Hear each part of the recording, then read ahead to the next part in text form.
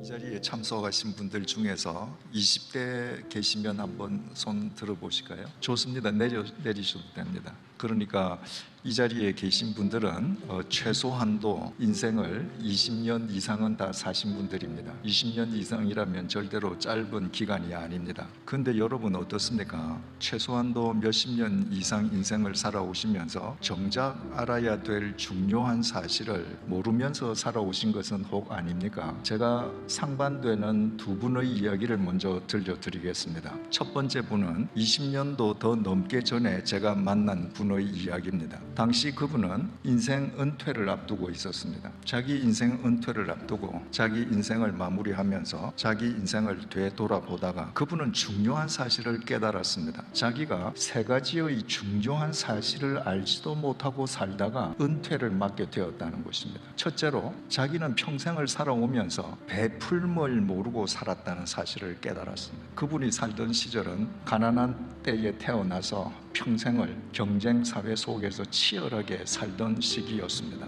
좀 더 출세하기 위해서 좀 더 많은 것을 움켜쥐기 위해서 치열한 경쟁 사회 속에서 남과 경쟁하면서 이기고 사느라 출세는 했는데 성공은 했는데 남 부러워하는 지위까지는 올랐는데 그동안에 전혀 베풀물 모르고 살았습니다. 여러분, 베풀지 못하는 삶, 베풀물 알지 못하는 손은 어떤 손일까요? 움켜쥐는 손, 긁어 모으는 손, 집착하는 손, 상대방에게는 손등만 보이는 손이에요. 상대방에게 손등만 보이는 인간의 손은 수많은 사람을 짓밟을 수 있는 손입니다. 수많은 사람을 해칠 수 있는 손입니다. 자기가 대한민국의 고위공직자로서 그 높은 자리에 오르기까지, 자기가 누리는 부를 소유하기까지 자기가 베풀지 않고 손등만 보이면서 살면서 실은 많은 사람이 자기 때문에 상처받았을 것이라는 자괴감을 지울 수가 없었습니다. 두 번째로 젊은 시절에 결혼해서 인생 은퇴를 앞두기까지 평생 아내와 함께 살아왔는데 자기 아내를 전혀 알지 못하고 살아왔다는 사실을 깨달았습니다. 젊은 남자와 여자가 서로 만나서 사랑을 합니다. 그리고 결혼을 하죠. 어떤 마음으로 결혼하나요? 내가 다 상대를 알았다고 생각하고 결혼합니다. 착각이죠.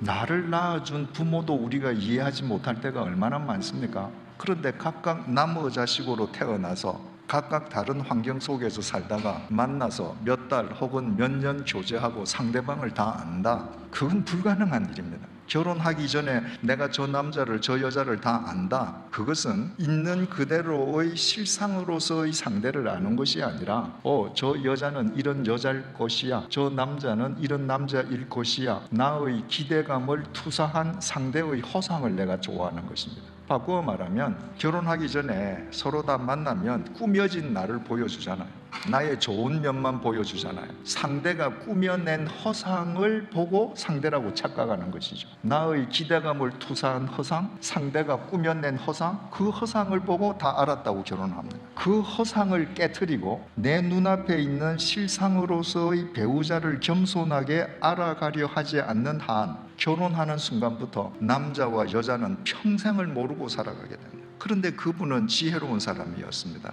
인생 은퇴를 앞두고 내가 매일 아침 출근할 때 여보 다녀올게, 퇴근하고 여보 나 다녀왔어, 같이 잠자리하고 같이 밥 먹고 휴가 때 같이 여행했는데 정작 내 아내를 내가 모르는구나. 내 아내는 어떤 여자인가? 나이 들어서 은퇴를 앞두고라도 자기가 아내를 모른다는 것을 깨달은 그분은 지혜로운 사람인 것이죠. 세 번째로 그분은 자기가 인생을 알지 못하고 평생을 살아왔다는 사실을 깨달았습니다. 은퇴를 앞두고 불현듯이 자기를 되돌아보면서 인생이 뭐지? 내가 잘 살아온 건가? 이러다가 인생이 끝나면 난 어떻게 되지? 그때 나는 후회하지 않는 건가? 스스로에게 질문했는데 자기는 인생이 무엇인지 알지 못하는 거예요. 여러분, 첫째, 베풀물 모른다. 두 번째, 평생을 같이 산 내 배우자를 내가 모른다. 더더구나 내가 평생을 그토록 열심으로 새벽부터 밤늦게까지 살아왔는데 내 인생을 내가 모르겠다. 모른다는 걸 안 그 사실, 그 순간이 그분 인생에서는 코페르니쿠스적인 전환점이 이루어지는 시기였죠. 자기가 그 중요한 것을 모른다고 깨닫는 순간에 그분은 내가 종교를 가져야 되겠다. 종교를 가짐으로써 내가 얼마나 남아있는지 모르지만 남아있는 이 짧은 여생 동안 내가 알아야 될 것을 바르게 알면서 내 인생을 마무리해야 되겠다. 그러면서 이왕 종교를 가질 바에야 주위 가족들도 다 그리스도인이고 또 주위에 많은 사람들이 오래전부터 권했던 기독교인이 되어야지 하고 20년 전에 제가 목회하던 교회로 그분이 걸어왔습니다. 그리고 그 이후로 그분은 하나님의 말씀을 공부하면서 어떻게 하면 내가 이기적인 삶에서 이타적인 베풀모의 삶을 아름답게 살 수 있을까? 어떻게 하면 내 아내를 더 깊이 알아가면서 둘이서 한 인생을 살아갈까? 어떻게 하면 내 인생을 바르게 매듭 지을까? 참 진지하게 말씀을 배우면서 인생을 살기 시작했습니다. 20년이 더 지났습니다. 만약 그분이 살아계신다면 굉장한 고령이실 거예요. 그러나 살아계신다면 분명코 그분은 많은 사람들에게 그늘이 되어주는 존경받는 어른으로 지금 살아계시리라고 믿고 있습니다. 그분과 대조되는 또 한 분을 소개해드리겠습니다. 그분은 제가 직접 대면한 분이 아닙니다. 불과 4달 전 일입니다. 어느 한 분이 주위의 사람을 걸쳐서 꼭 저를 만나기를 원했습니다. 제가 살고 있는 시골집으로 오시겠다는 거예요. 그래서 오시지 말고 그냥 통화만 하십시다. 그래서 통화를 하게 되었습니다. 올해 나이 76세라고 했습니다. 그분은 이미 은퇴를 오래전에 하신 분이시죠. 그리고 이제 자기 인생 자체를 마무리하면서 종교를 갖고 싶은데 불교, 천주교, 기독교 가운데에 어떤 종교를 갖는 것이 좋겠는지 꼭 제 대답을 들어봐야 되겠다는 겁니다. 그래서 제가 전화로 그분에게 제가 설명할 수 있는 대로 그분의 수준에서 이해할 수 있는 내용을 설명드렸습니다. 그리고 제가 드린 내용 중에 혹시 질문이 있으시면 질문을 하시죠. 그랬더니 그분이 한 가지 질문이 있긴 한데 질문을 해도 좋겠습니까? 하십시오. 그랬더니 목사님, 성경에 노아의 홍수가 있었다고 하는데 노아의 홍수가 목사님도 진짜 있었다고 믿습니까? 예, 저는 그대로 믿습니다. 그러면 노아의 홍수 때 노아 방주 속으로 짐승들하고 새떼들은 다 들어가서 구원을 받았다고 돼 있지 않습니까? 예, 저 그렇게 돼 있고 저도 그 말씀 믿습니다.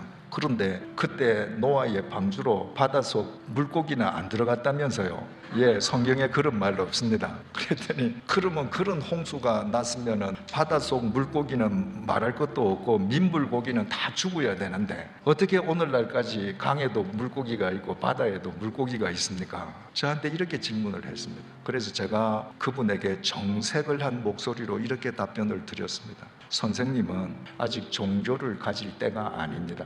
인생에 대해서 질문이 없는 사람은 하나님과 대면할 수 없습니다. 선생님이 인생에 대해서 질문이 생기면 그때가 종교를 가질 때입니다. 그때 저한테 다시 전화하십시오. 여러분, 그분의 연세가 76세입니다.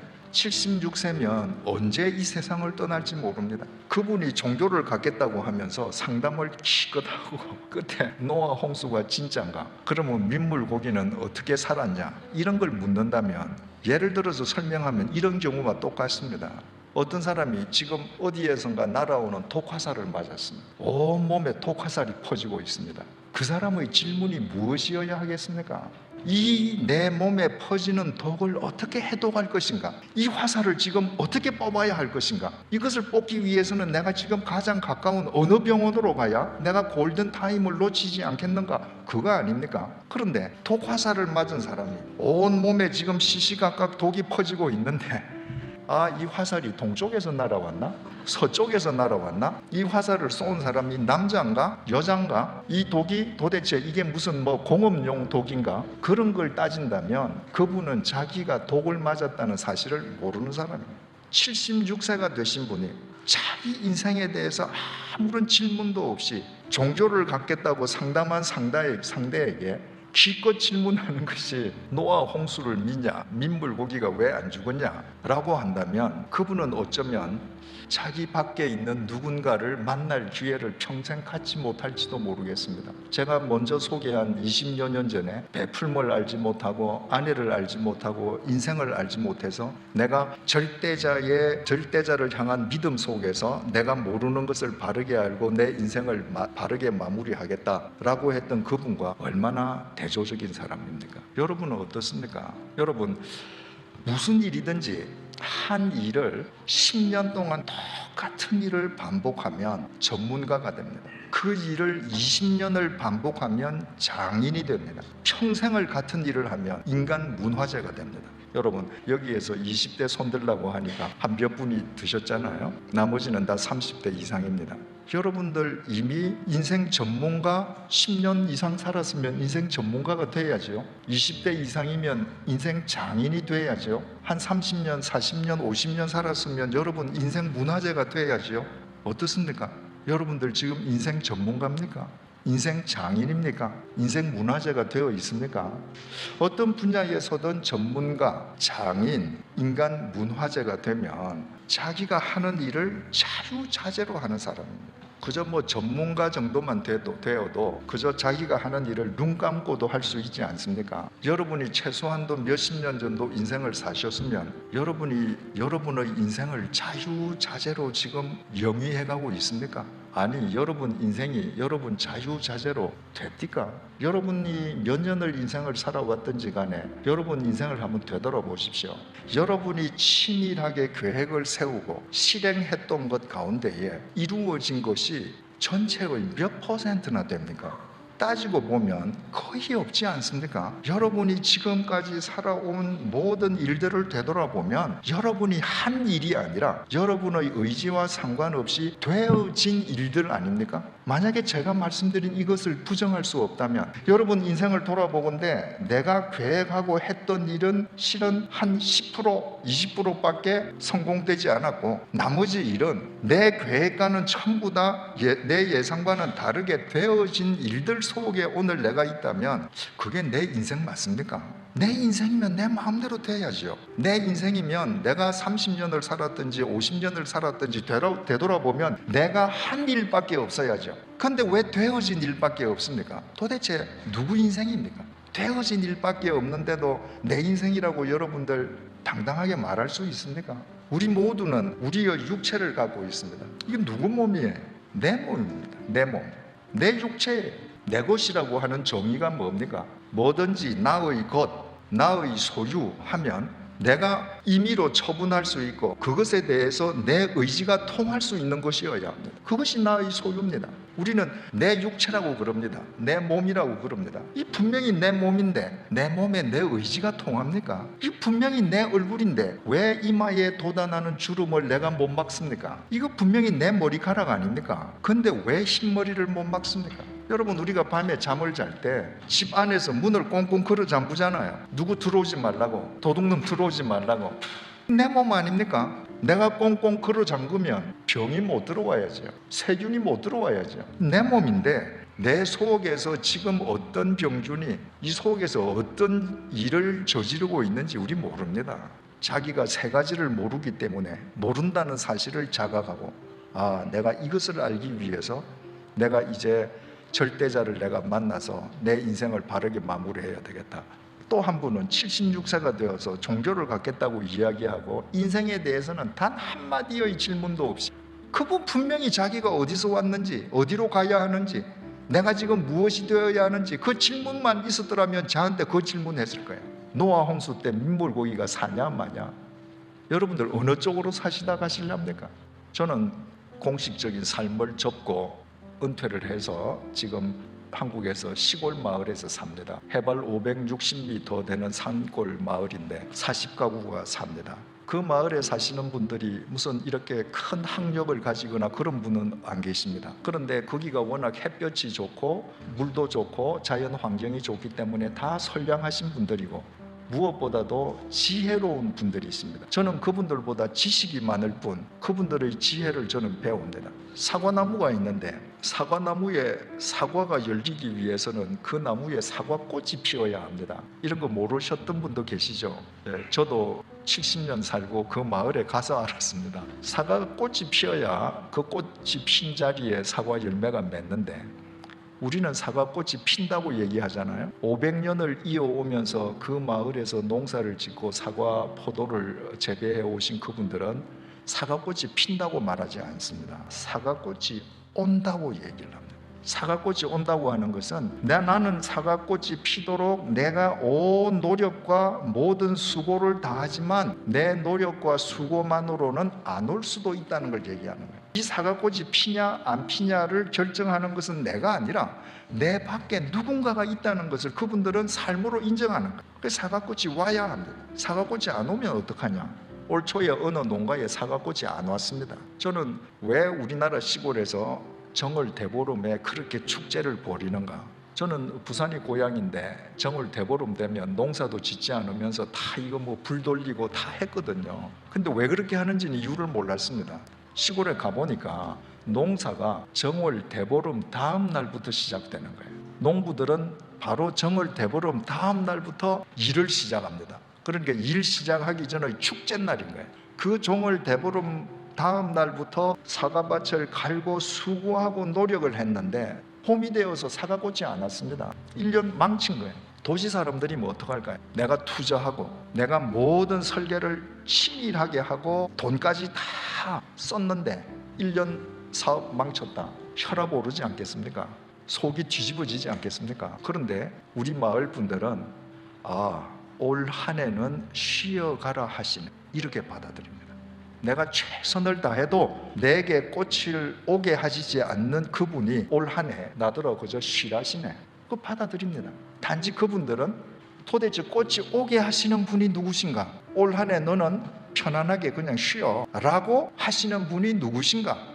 그분이 누구신가인지 구체적으로 모를 뿐 내 밖에 누군가가 있다는 것은 알고 순응하는 삶을 사시는 거예요. 지혜로운 분들이죠. 저는 언젠가 그분들과 함께 섞여 살면서 사과꽃이 피게 하는 분이 누구신가, 올 한 해 쉬게 하라는 분이 누구신가, 그분들이 구체적으로 알게 되리라고 저는 생각하고 있습니다.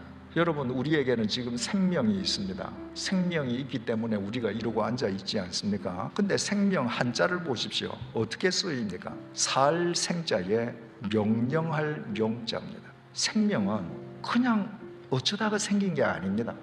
어쩌다가 아메바에서 뭐가 되고 어쩌다가 원숭이가 되고 어쩌다가 사람이 된 게 아니라 생은 명하시는 분이 있습니다. 사과꽃이 오게 하시는 분이 있는 것과 똑같습니다. 우리는 모두 우리 밖에서 누군가로부터 너는 생하라고 명을 받은 사람들, 우리에게 생을 명하신 분이 누구신가? 그 생을 명하신 분을 알면 우리는 어디에서 왔는가 알게 됩니다. 어디로 가는가 알게 됩니다. 지금 무엇이 되어야 하는가 알게 됩니다. 성경은 하나님께서 우리에게 생을 명하시고 우리에게 생을 주시기 위해 보내주신 분이 예수님이라고 우리에게 밝혀주고 있습니다. 왜 예수인가? 우리 주일 예배 시간을 통해 함께 생각해 보겠습니다. 단지 저는 여러분에게 이런 말씀을 드리는 것으로 오늘 제 말씀을 끝내고자 합니다. 여러분들은 인생을 아십니까? 여러분의 육체가 여러분 것인데 왜 마음대로 되지 않습니까? 여러분들의 죽음 언제인지 아십니까? 저 질문하지 않았습니까? 여러분들이 이런 인생에 대한 본질적인 질문, 근원적인 질문을 일평생 다시는 하게 되지 않을지도 모릅니다. 어쩌면 이 금요일 밤이, 이번 주일 예배가 여러분 일평생에 여러분들이 생각하지 않았고 당연히 알아야 됨에도 몰랐고 모른다는 사실 자체도 몰랐던 그 중요한 것을 한번 깊이 생각해 볼 기회가 이번 기회를 놓치면 다시는 없을런지도 모릅니다. 그리고 제가 서두에서 말씀드린 두 분 가운데의 후자분처럼 76세가 되어서도 인생에 대한 질문 하나 없이 인생을 살다가 어느 날 죽음의 비수를 맞고 그냥 인생이 끝나버릴런지도 모릅니다. 저는 여러분들에게 파스칼의 내기이론을 권합니다. 명상록으로 유명한 파스칼이 내기이론을 제안했습니다. 하나님이 있다는 쪽과 없다는 쪽에 어디에 내 길을 걸 거냐? 하나님이 없다는 쪽에 내 길을 걸었는데 코끝에서 호흡이 딱 끝나는 순간에 하나님이 있으면 그 사람은 망한 겁니다. 그렇잖아요. 그 순간에는 기회가 없습니다. 더 이상 기회가 없습니다. 내가 하나님이 계시다는 쪽에 내 길을 걸었습니다. 그런데 하나님이 안 계셔요. 딱 죽는 순간에 보니까 하나님이 안 계십니다. 손에 날 게 있나요? 이건 제 얘기가 아닙니다. 파스칼이 하는 얘기예요. 내가 하나님이 계시다고 내가 믿고 그 하나님의 말씀에 따라서 내가 인생을 바르게 살면 내 배우자와 더 바르게 사랑하게 되고 내 자식과 더 바른 관계를 맺고, 저는 파스칼의 내기론이 정말 탁월한 제안이라고 생각합니다. 여러분도 어느 쪽에 내기를 거시겠습니까? 한번 머리 숙이고 기도 한번 하십시다. 하나님 아버지, 어쩌면 다시는 오지 않을 기회, 일평생에 한 번밖에 없는 기회를 저희들에게 주셔서 감사합니다. 내가 어디에서 왔는지, 무엇이 되어 어떻게 살다가 어디로 가야 하는지, 내 인생인데 왜 내 뜻대로 되지 않는지, 내 육체인데 왜 내 육체가 내 마음대로 되지 않는지, 왜 내 인생인데 내 죽음의 때를 내가 알 수 없고 선택할 수 없는지, 이 근원적인 질문을 오늘 생각하게 해주신 것 정말 감사합니다. 오늘 이 자리에 모여서 이 질문에 대해 생각할 수 있도록 주님께서 한 사람 한 사람의 인생 속에 역사해 주신 것 진심으로 감사합니다. 이분들의 심령을 꼭 붙들어 주시고, 이번 주일 우리 함께 예배 드리면서 우리에게 생명을 명하신 분이 왜 하나님이신가, 왜 예수 그리스도 안에서 우리가 생명을 명받는가 알게 해주시고, 예수 그리스도 안에서 인생을 바르게 알고 사람을 바르게 알고 베품의 삶을 바르게 알게 도와주셔서 이제껏까지와는 다른 차원의 삶을 살게 해주심으로 우리를 스쳐 지나가는 1초 1초가 무의미한 시간의 집합체가 아니라 영원한 의미로 승화되게 해주시고, 우리의 삶으로 인해 이 시대 역사 속에 하나님께서 이루시려는 뜻들이 아름답게 이루어져 가도록 역사하여 주시옵소서. 이 밤이 우리 일평생에 가장 소중한 밤이 되게 해주시기를 간구드리오며 예수님 이름으로 기도드립니다. 아멘.